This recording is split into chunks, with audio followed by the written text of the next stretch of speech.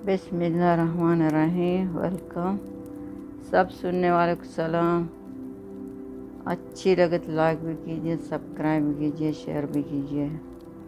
आते हैं कहानी की तरफ। कहानी एक सेठ की हो कर मेरी जो गोदाम थे फूट के थे। मैं खाने की पीने की चीज़ें बहुत ज़्यादा थी, गोदाम फैले हुए थे। तो कहते लड़के दो, एक काम करता था बस जब से देखो तो कहते मेरे भैया तुम पैसे थोड़े देते हो। जब भी पैसे देता तो बहुत शोर मचाता, मुझे पैसे ज़्यादा दे दो, ज़्यादा करो, मेरी सैलरी बहुत कम है, सैलरी बहुत कम है।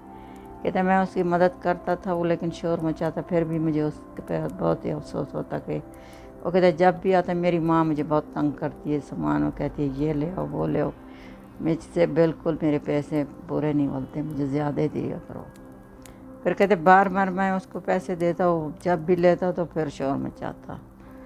एक दूसरा मैं उसकी जगह पर रखा, उसको जितना देता हो तो कभी कुछ नहीं बोलता, ज़्यादा दिए नहीं बोला, थोड़े दिए नहीं बोला, आराम से काम करता था। ये लड़का हमेशा बोलता जब मैं जाऊँगा तो तुम्हारी कारोबार रुक जाएगा, मैं तुम्हारा काम करता हूँ, फिर देखता हूँ कौन करेगा इतनी पैसों से।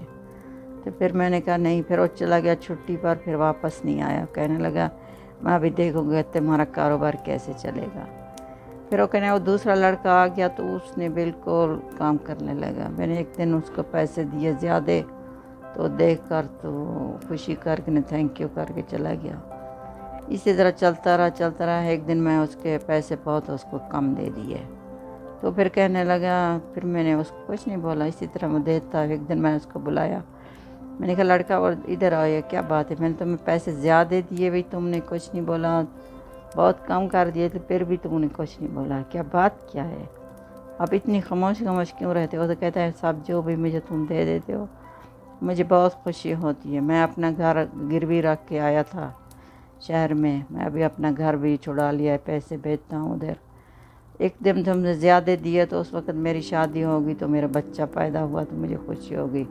ऐसे तो उसका रिस्क है, इसीलिए मैंने तुम्हें कुछ नहीं बोला। जब ने तुमने मुझे कम दिया तो फिर मेरी वालदा थी वो फौत हो गई, तो फिर भी मैंने कुछ नहीं बोला।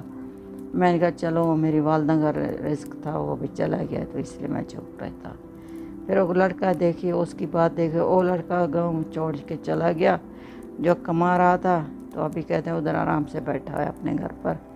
अच्छी लगे तो लाइक भी कीजिए, सब्सक्राइब भी कीजिए, शेयर भी कीजिए। Thank you.